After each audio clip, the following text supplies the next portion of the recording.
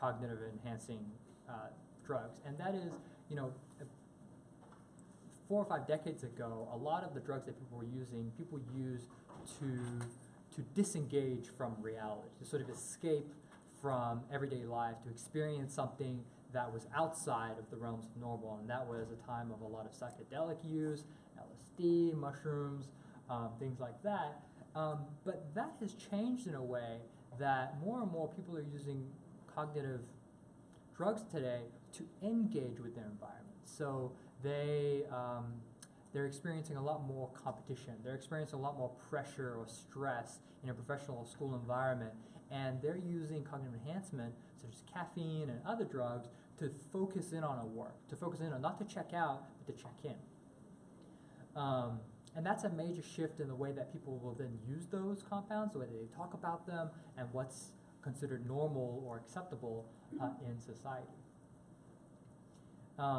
There are certain working environments now that are where the competition is so intense that it can be thought of as just keeping up with the competition to ask for a prescription to a disease that you don't have, right? Say, well, if I can't work a 16-hour day, or I can't do 20 hours of trading on a finance desk without some kind of amphetamines or catecholamines to help me focus on my work, or do something that I find very boring for a long period of time. And if everyone else is using it, well, then I have to too, right? It's not, the ethical questions that arise sort of put people in a situation where it's either do it or be left behind. And that's a very challenging place for a lot of people to be. And if you look at the sort of rise in the use of amphetamines, amphetamine-based drugs, your Adderalls, your Adderall XRs, and things like this, they've been increasing exponentially, right?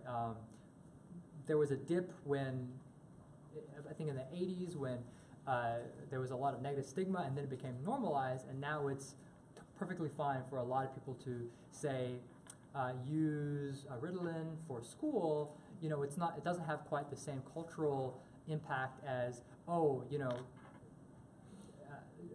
as an example, if to talk about that with a fellow student, hey, I was feeling really, tired or stressed out about exam, I use some cognitive enhancement to help me with that. It's not quite the same as my professor found out that I was using illicit drugs or cocaine or drinking, where all of that stuff is totally not okay, but the use of a lot of these prescription amphetamines suddenly is.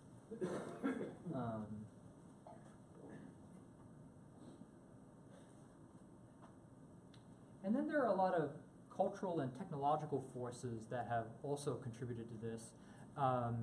The two that I'll highlight here are social media and the working daylight hours. So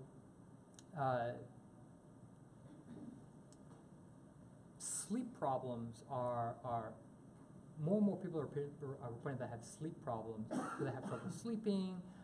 They can't get to sleep at night. They don't sleep enough, and part of that has to do with the fact that people stay up longer, and not only that, but we have access to artificial light, and we're using a lot of stimulants to wake us up in the morning that is sort of beyond our body's normal capabilities. So back in the day, long back in the day, you woke up when the sun came up, and you went to bed when the sun went down.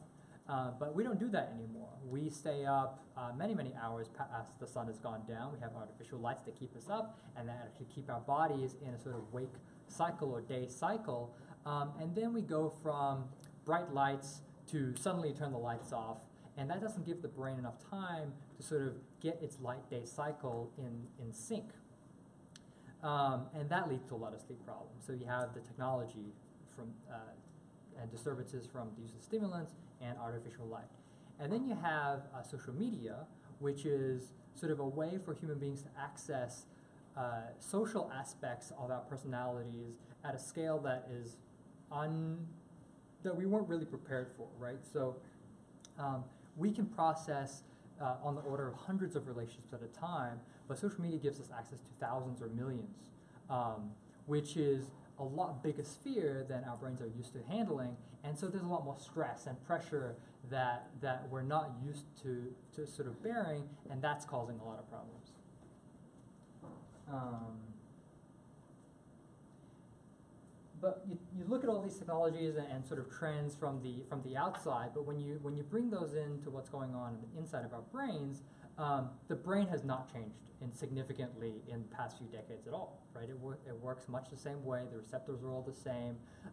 The plasticity is the same. Our ability to learn things has not altered, and so it's playing a big catch-up game to make sure that none of these new forces and technologies break it. And unfortunately, for a lot of people, we're at a breaking point when it comes to our ability to sort of tolerate stress and pressure and anxiety.